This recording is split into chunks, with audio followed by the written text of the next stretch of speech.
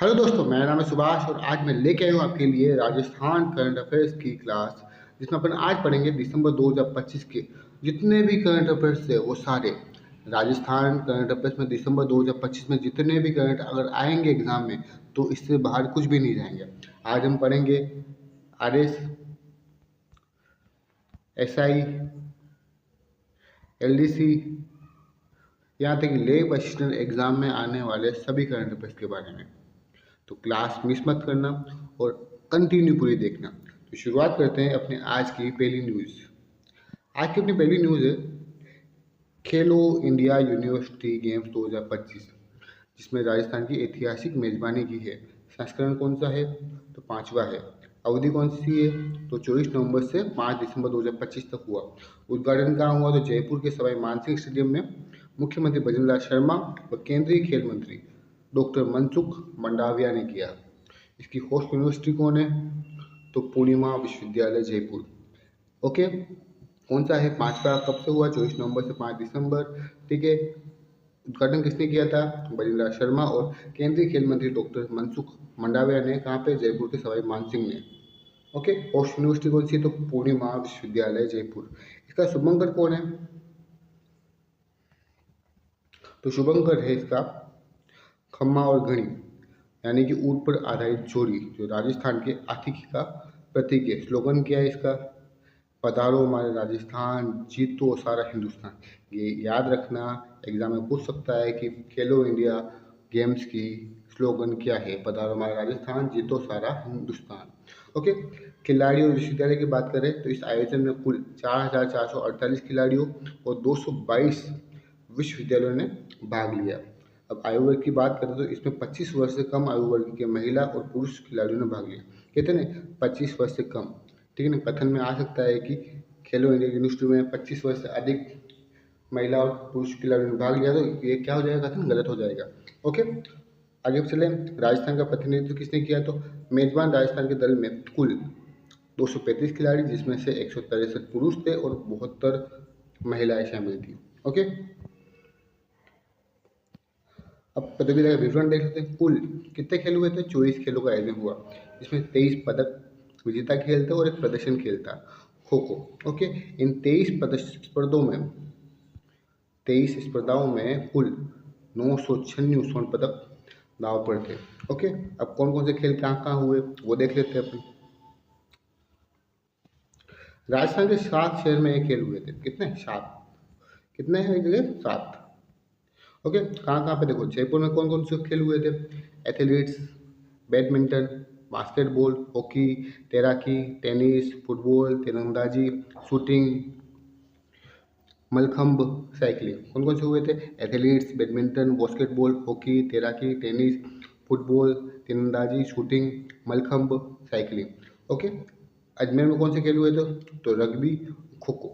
Okay, Udaipur में कौन सा हुआ था? तो जूडो, बीच वॉलीबॉल, कैनोइंग और कयाकिंग। ओके, आगे चले। अब बीकानेर में कौन से खेल हुए थे? तो बीकानेर में हुए थे कबड्डी और भारोत्तोलन, यानी वेट लिफ्टिंग। ओके, जोधपुर में हुए थे योगासन और टेबल टेनिस। कोटा में कौन से हुए थे? तो तलवारबाजी और वॉलीबॉल। भरतपुर में हुए थे कुश्ती और मुक्केबाजी। ओके, याद रखोगे आप। चले आगे। अब देखते हैं अपन पदक तालिका, यानी मेडल टैली। कौन रहा चैंपियन? प्रथम कौन रहा था इसमें? तो चंडीगढ़ यूनिवर्सिटी। इसने कुल 67 पदक जीते थे, जिसमें से 42 स्वर्ण थे, 14 रजत और 11 कांस्य थे। ओके, फर्स्ट कौन आया था? विजेता कौन था? चंडीगढ़ यूनिवर्सिटी। सेकंड थी लवली प्रोफेशनल यूनिवर्सिटी पंजाब से, और थर्ड पे था गुरु नानक देव विश्वविद्यालय अमृतसर। फर्स्ट पे कौन है? चंडीगढ़ यूनिवर्सिटी। सेकंड पे कौन है? Lovely professional university. और थर्ड पे कौन है? गुरु नानक देव विश्वविद्यालय अमृतसर। ओके, अब बात करते हैं आगे कि राजस्थान का क्या प्रदर्शन रहा है इसमें। तो MGSU बीकानेर पदक तालिका में 25वें स्थान पर था। कुल 5 पदक जीते थे, जिसमें 2 स्वर्ण, 2 रजत और 1 कांस्य। साइकिलिंग और भारोत्तोलन में गोल्ड जीता था। किसने? MGSU यूनिवर्सिटी ने। ओके, फिर बात करते हैं अपन KN मोदी यूनिवर्सिटी टोंक। इसने पदक तालिका में 3वें स्थान पर रहा था। ये कुल 3 पदक जीते थे, 2 तो स्वर्ण जीते थे और 1 रजत जीता था। कुश्ती में 2 गोल्ड जीता है। किसने? क्वेश्चन आ सकता है कि राजस्थान की कौन सी यूनिवर्सिटी जिसने खेलो इंडिया गेम्स में 2 गोल्ड मेडल जीते हैं कुश्ती में, तो कौन सी है? के एन मोदी यूनिवर्सिटी टोंक की। फिर बात करते हैं अपन मणिपाल यूनिवर्सिटी जयपुर की। इसने पदक तालिका में 35वां स्थान प्राप्त किया। कुल 3 पदक जीते इसने भी। इसने 1 स्वर्ण जीता और 2 रजत। स्वर्ण किसमें जीता? तो शूटिंग में इसने स्वर्ण जीता था। ओके, आगे चले अब। एक है JJT यूनिवर्सिटी झुंझुनू। पदक तालिका में 41वें स्थान पर है। कुल 4 पदक जीते हैं, 1 स्वर्ण, 1 रजत, 2 कांस्य। बॉक्सिंग में गोल्ड जीता है। ओके, अब बात करते हैं अपन राजस्थान के वो कौन से सितारे हैं जिन्होंने गोल्ड मेडल जीता है। ओके, चमकते सितारे प्रमुख गोल्ड मेडल विजेता यशवर्धन निशानेबाजी में 10 मीटर एयर राइफल में गोल्ड। यह मेजबान राजस्थान के लिए पहला स्वर्ण पदक था। क्वेश्चन आ सकता है कि खेलो इंडिया में राजस्थान का पहला स्वर्ण पदक किसने जीता था? तो यशवर्धन ने। किसमें जीता? निशानेबाजी में। फिर है पुजाम सिंह, हाई जंप के खिलाड़ी है, मौजूदा एशियन चैंपियन है और 1.77 मीटर की छलांग लगाकर मिड रिकॉर्ड तोड़ दिया, गोल्ड जीता। फिर है श्री हरि नटराज तैराकी, KIU मतलब कि खेलो इंडिया यूनिवर्सिटी गेम 2025 के सबसे सफल एथलीट। जैन यूनिवर्सिटी के लिए 9 स्वर्ण और 2 रजत पदक जीते हैं इन्होंने। फिर है अदिति स्वामी, जो कौन है? तीरंदाजी करती है, पूर्व विश्व चैंपियन है, अपने डेब्यू पर ही स्वर्ण पदक जीता है। फिर बात करते हैं मानसी लाठेर की। मानसी लाठेर ये कौन है? पहलवान है। 73 kg भार वर्ग में इन्होंने गोल्ड जीता है। ओके, तो ये हो गई अपनी खेलो इंडिया यूनिवर्सिटी गेम्स की सारी बातें। अब आगे चलते हैं अपन सुनील शर्मा के बारे में जानते हैं। कौन है सुनील शर्मा? तो राजस्थान राज्य सूचना आयुक्त के सदस्य बने हैं। इनकी नियुक्ति कब हुई थी? तो 8 दिसंबर 2025 को राज्यपाल हरिभाऊ बागड़े द्वारा। ओके, शपथ कब ली थी इन्होंने? 10 सितंबर 2025 को मुख्य सूचना आयुक्त मोहनलाल लाठर ने उन्हें शपथ दिलाई थी। ओके, कार्यकाल देखें अपन तो पदभार ग्रहण करने से 3 वर्ष की अवधि या 65 वर्ष की आयु, जो भी पहले हो। इससे 3 बातें पता चलती है कि राज्य सूचना आयुक्त के नए सदस्य कौन बने? तो सुनील शर्मा। राज्य सूचना आयुक्त को शपथ कौन दिलाता है? तो मुख्य सूचना आयुक्त दिलाता है।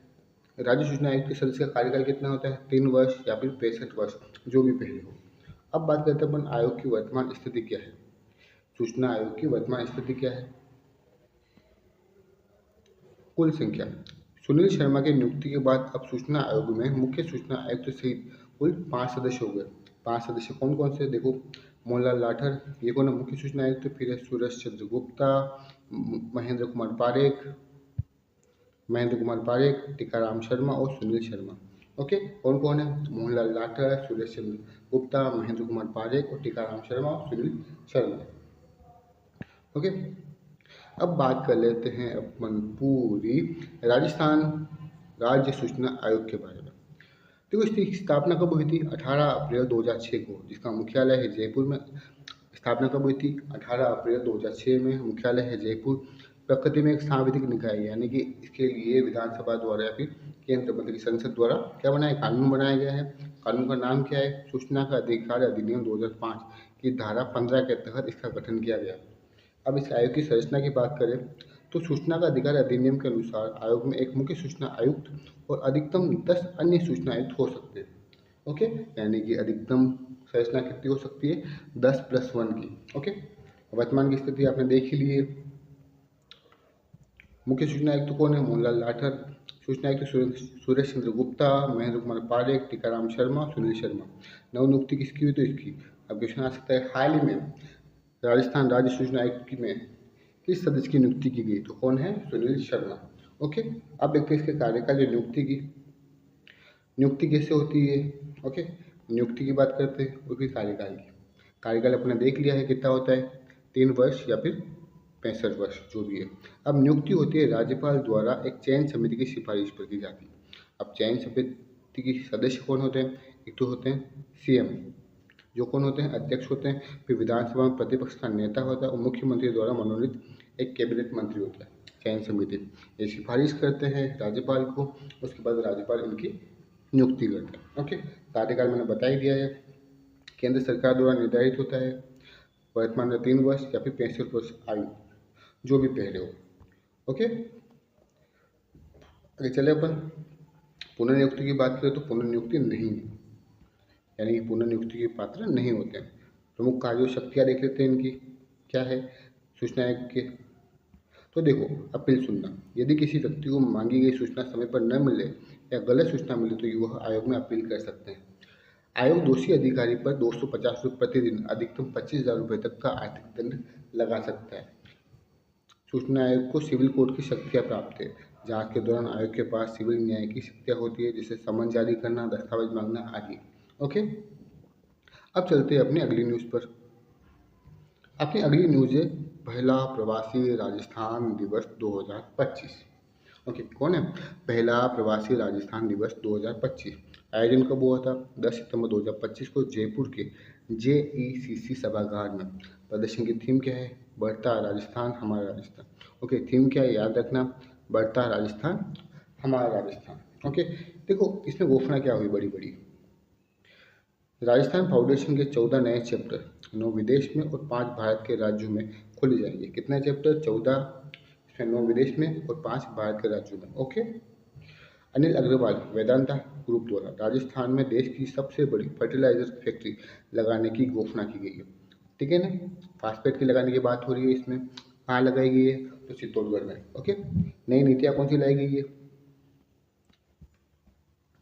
इस दौरान अन्यवासी, ठीक है ना, अन्यवासी प्रवासी राजस्थान नीति 2025 और राजस्थान पर्यटन नीति 2025 जारी की गई। पोर्टल भी लॉन्च किया था इस समय, राजस्थान डेवलपमेंट सपोर्ट पोर्टल और सिटी गैस वितरण पोर्टल और माइनिंग डैशबोर्ड का शुभारंभ किया गया। इसमें कौन से सम्मान किए गए थे उनकी बात कर लेते हैं अपन। सम्मान और उपलब्धि। प्रवासी राजस्थान सम्मान, कुल 9 विभूतियों को सम्मानित किया गया। प्रमुख नाम देख लेते हैं, अनिल अग्रवाल वेदांता के CEO है, कुमार मंगलम बिरला और अजय पीरामल। बुक कौन सी लॉन्च हुई थी? Commitment in action coffee table book का विमोचन किया गया था। ओके, ग्लोबल इन्वेस्टर समिट वर्ष 2026 में पुनः इसके आयोजन का निर्णय भी इसमें लिया गया था। ओके, अब बात करते हैं अपन अगली न्यूज़ के बारे में।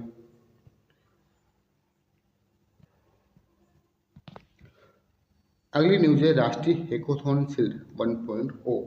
आयोजन कब हुआ था? 29 से 30 दिसंबर 2025 को। कहाँ हुआ था? केंद्रीय जासूसी प्रशिक्षण संस्थान जयपुर में। कहाँ हुआ था? केंद्रीय जासूसी प्रशिक्षण संस्थान जयपुर में। अब इसकी फुल फॉर्म क्या होती है? शील्ड 1.0 की फुल फॉर्म क्या होती है? Smart hackathon for intelligence enforcement law and defence. तो उद्देश्य देख लो, समझ में आ रहा होगा आपको। मुख्य उद्देश्य क्या है? खुफिया और कानून प्रवर्तन एजेंसियों, इंटेलिजेंस एंड लॉ इन्फोर्समेंट के सामने आने वाली आधुनिक चुनौतियों के लिए तकनीक आधारित समाधान खोजना। अब देखो, इससे आपको 2 फायदे हो रहे हैं। अब जैसे कि क्या पता चल रहा है आपको, जैसे कि कानून प्रवर्तन को, जैसे आपके SI में एक है ना प्रशासनिक शब्दावली, उसके लिए भी ये महत्वपूर्ण है, क्योंकि मैंने इंग्लिश के वर्ड भी ऐड कर रखे हैं। अब जैसे कि प्रवर्तन का मतलब क्या होता है? इन्फोर्समेंट। क्या होता है? इन्फोर्समेंट। तो ध्यान रखना साथ में आपको। ओके, आगे चले। अब बात करते हैं अगली न्यूज़ की। अगली न्यूज़ है अपनी एलिट मिस राजस्थान 2025। कब हुआ था? 20 दिसंबर 2025 को जयपुर, यानी कि जयपुर के अनंत महल में। कौन सी सीजन? ये 12वां सीजन था। विजेता कौन थे इसके? देवोस्मिता ने एलिट मिस राजस्थान 2025 का खिताब जीता। किसने जीता? देवोस्मिता ने एलिट मिस राजस्थान 2025 का खिताब जीता। अन्य स्थान देख लेते हैं। फर्स्ट रनरअप कौन था? लक्ष्मी विजय। सेकंड रनरअप पारुल चेरू की थी। थर्ड रनरअप युविका गहलोत थी। फोर्थ रनरअप इस्मत कौर भसीन थी। मिस टैलेंटेड कौन थी? शगुन भारद्वाज को यह टाइटल दिया गया। आगे चले। आगे चलने से पहले वापस देख लो आप, कब हुआ था? 20 दिसंबर 2025 को जयपुर में। कौन सा सीजन था? 12वां। देवोस्मिता को एलिट मिस राजस्थान 2025 का खिताब दिया गया। ओके, आगे चले।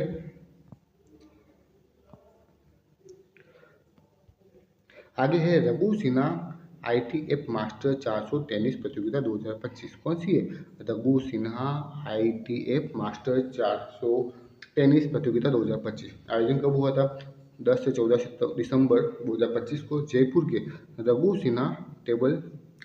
सिन्हा टेनिस क्लब द्वारा। ओके, स्टार खिलाड़ी कौन है यहाँ के? जयपुर के रियाज अहमद, दिल्ली के विवाद चौधरी ने इस टूर्नामेंट में 3 खिताब जीतकर अपना दबदबा बढ़ाया। अब क्वेश्चन आ जाए कि रियाज अहमद का संबंध किससे है? तो किससे है? तो टेबल टेनिस से, ध्यान रखना, किससे है? टेनिस से। ओके, प्रमुख जीत और विजेता कौन है? तो रियाज अहमद जयपुर के, इन्होंने पुरुष 14 एकल में कौन है? तो पुनर्व बशीम को हराकर गोल्ड जीता था इन्होंने। पुरुष युगल सोनदीप सिंह डोडी के साथ मिलकर खिताब जीता इन्होंने। मिक्स डबल्स में रानी रश्मिता जैन के साथ मिलकर जीत हासिल की इन्होंने। ओके, चले आगे। विभा चौधरी की बात करें अपन, तो महिला 45 प्लस एकल फाइनल महिला युगल और मिक्स डबल में जीत हासिल की। आगे चले, देखो जो इम्पोर्टेंट नहीं होगा उसके लिए अपन स्पीड से पढ़ लेंगे, बार बार रिपीट करने की जरूरत नहीं है। ओके, आगे चले। ओके, आगे अपनी न्यूज है, जूनियर राज्य स्तरीय नेटबॉल प्रतियोगिता 2025 कहाँ हुई थी? तो ये सादुलपुर राजगढ़ में। कहाँ होती? सादुलपुर राजगढ़ में। चैंपियन कौन बना था? प्रतियोगिता के दोनों वर्गों बॉयज एंड गर्ल्स में जयपुर की टीम ओवरऑल चैंपियन रही। ओके, बस ये बात ध्यान रखना। आगे चले, अब बात करते हैं अपन एक इम्पोर्टेंट न्यूज़ के बारे में, जो है राजस्थान वाहन स्क्रैपिंग नीति 2025। इम्पोर्टेंट है। ओके, मंजूरी कब मिली इसको? 30 दिसंबर 2025 को राजस्थान कैबिनेट बैठक में।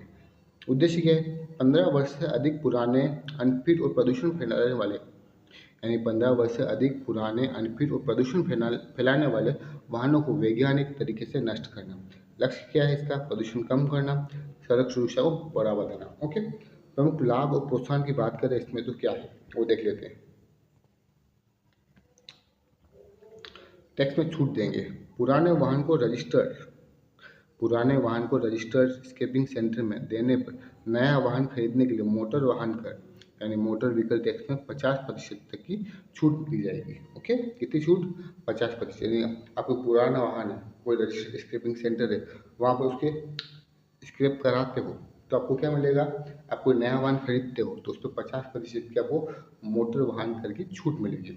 अब रियायतों की सीमा की बात करें, ओके, तो क्या है? निजी वाहनों के लिए 25% की रियायत दी जाएगी, व्यावसायिक वाहनों के लिए 15% की रियायत दी जाएगी, लेकिन अधिकतम छूट कितनी की? 1 लाख रुपए से कम होगी, ध्यान रखना। ओके, आगे चले। अब प्रक्रिया क्या होगी? स्क्रैपिंग के बाद सर्टिफिकेट ऑफ डिपॉजिट जारी किया जाएगा, जो पोर्टल पर पारदर्शी होगा। मतलब कि जैसे स्क्रैपिंग हो जाएगी तो आपको एक सर्टिफिकेट दिया जाएगा, सर्टिफिकेट ऑफ डिपॉजिट, ठीक है ना। उसको दिखा के आप कोई भी नया वाहन लेते हो तो आपकी जो मोटर टैक्स होता है उसमें 50% की कटौती की जाएगी। इसमें निजी वाहनों को 25% रियायत और व्यावसायिक वाहनों के लिए 15% की रियायत दी जाएगी, लेकिन अधिकतम कितनी है? तो 1 लाख। ओके, योजना का विस्तार की बात करें अपन, शुरुआती 20 स्क्रैपिंग इकाइयों की स्थापना पर पूंजीगत सब्सिडी, स्टाम्प ड्यूटी और बिजली शुल्क में छूट मिलेगी। सुरक्षा प्रोटोकॉल पे देखो आप, स्क्रैप किए गए वाहनों के लिए चेसिस नंबर को पहले 6 माह तक सेंटर में और फिर 18 माह तक जिला परिवहन अधिकारी के पास सेफ कस्टडी में रखा जाएगा। ओके, जिसकी अगर कोई बात हो, जिसकी कोई क्राइम हो, किसने कर दिया फिर स्क्रैप करा दिया तो उससे पकड़ा कैसे जाएगा, इसीलिए। ओके, तो ये एक बहुत महत्वपूर्ण बात कही गई है इसमें। ओके, आगे चले। फिर बात करते हैं अपन अजय रस्तोगी, राजस्थान क्रिकेट एसोसिएशन के लोकपाल। थोड़ा ये याद रखना, ये इम्पोर्टेंट है क्योंकि ये बहुत एक अच्छा कहानी नुमा एक मोड़ लाया था। नियुक्ति किसने की थी? राजस्थान हाई कोर्ट ने रिटायर्ड जस्टिस अजय रस्तोगी को राजस्थान क्रिकेट एसोसिएशन का लोकपाल नियुक्त किया। कार्यकाल यह नियुक्ति 1 वर्ष के लिए की गई। अदालती यह निर्णय 3 दिसंबर 2025 को श्री गंगानगर जिला क्रिकेट संघ बनाम आरसीए की याचिका पर सुनाया गया। इसने राजस्थान हाई कोर्ट द्वारा। देखो क्या कहानी है, देख लो थोड़ी बहुत नियुक्ति के पीछे की कहानी। पहले लोकपाल पद के लिए रिटायर्ड जस्टिस दीपक वर्मा और अजय रस्तोगी दोनों के नाम प्रस्तावित थे। जिला संघों की मांग थी दीपक वर्मा को नियुक्त किया जाए, लेकिन आरसीए में चल रहे आंतरिक विवादों के कारण प्रक्रिया अटक गई।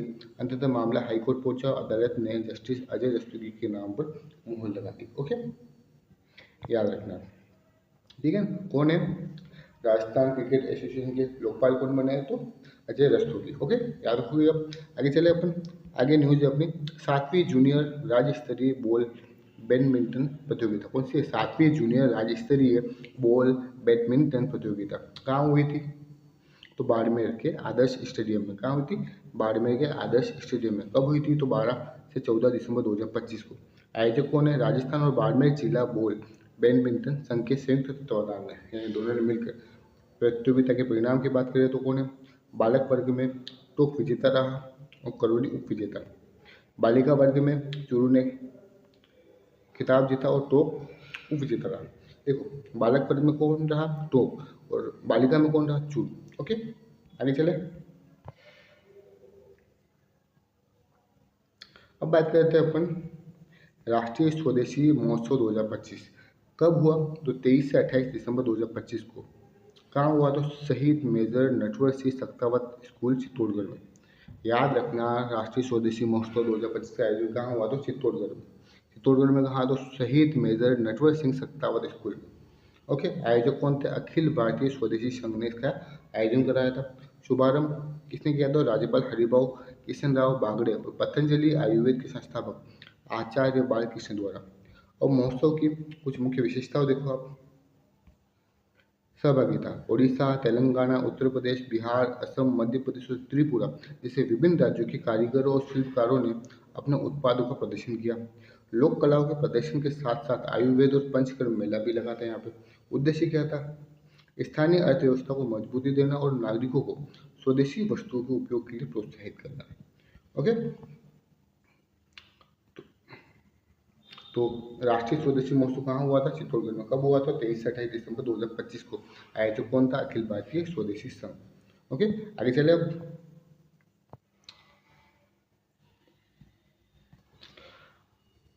अब अपनी न्यूज उन्नत खेती समृद्ध किसान सम्मेलन 2025 आयोजन का कब हुआ था? 23 दिसंबर 2025 को। कहाँ हुआ था? तो मेडता सिटी नागौर। उन्नत खेती समृद्ध किसान सम्मेलन 2025 का आयोजन कहाँ हुआ था? मेडता सिटी नागौर में। कब हुआ? तो 23 दिसंबर 2025 को। अवसर क्या था? राज्य सरकार के 2 वर्ष का कार्यकाल पूर्ण होने के उपलक्ष्य में किया गया था। सहभागिता राज्य भर से लगभग 25,000 किसानों ने हिस्सा लिया था इसमें। क्वेश्चन आ सकता है कि हाल ही में हुए किसान सम्मेलन में राज्य भर से लगभग 25,000 किसानों ने हिस्सा लिया। वो कौन सा किसान सम्मेलन था? कौन सा था? उन्नत खेती समृद्ध किसान सम्मेलन 2025। कहाँ हुआ था? तो मेडता सिटी नागौर में। अब देखो, सम्मेलन के मुख्य आकर्षण और उद्देश्य। नवीन तकनीक किसानों को आधुनिक कृषि यंत्रों, उन्नत बीजों और नई तकनीकों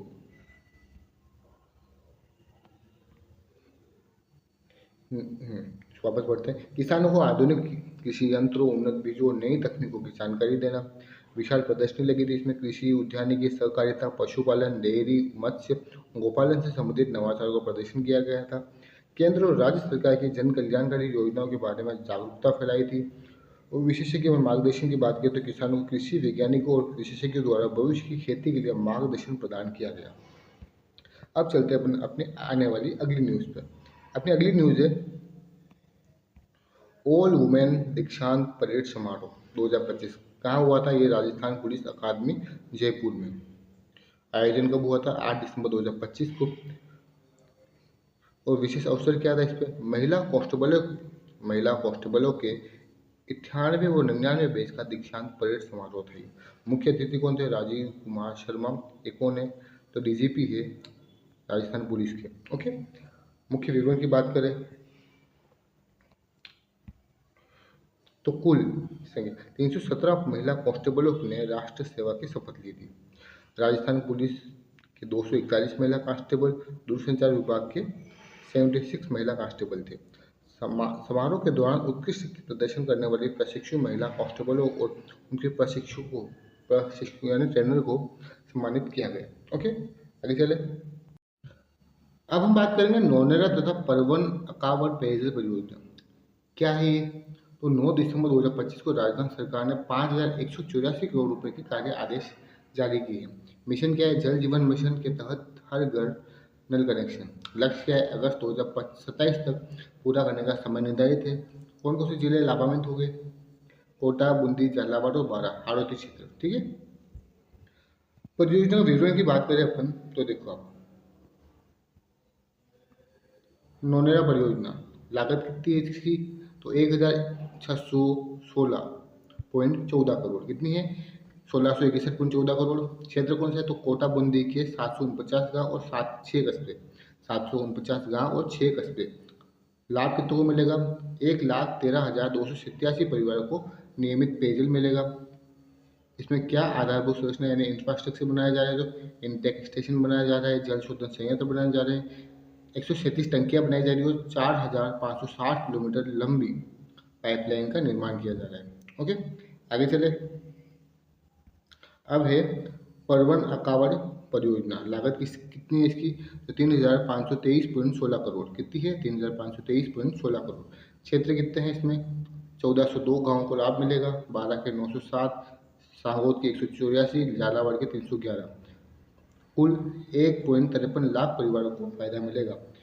इंफ्रास्ट्रक्चर की बात करें तो इसमें दो इंटेक स्टेशन बनेंगे, 2 शोधन संयंत्र बनेंगे, 276 ऊंची टंकियां बनेगी और 10,000 किलोमीटर से अधिक लंबी पाइपलाइन का विस्तार किया जाएगा। ओके,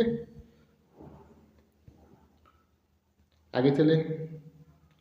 आगे है सांबर महोत्सव 2025 कब हुआ था? 27 से 31 दिसंबर 2025 को। कहाँ हुआ? तो सांबर झील, जपोक रिसोर्ट, राजस्थान में। मुख्य अतिथि कौन थे? उप मुख्यमंत्री एवं पर्यटन मंत्री दिया कुमारी।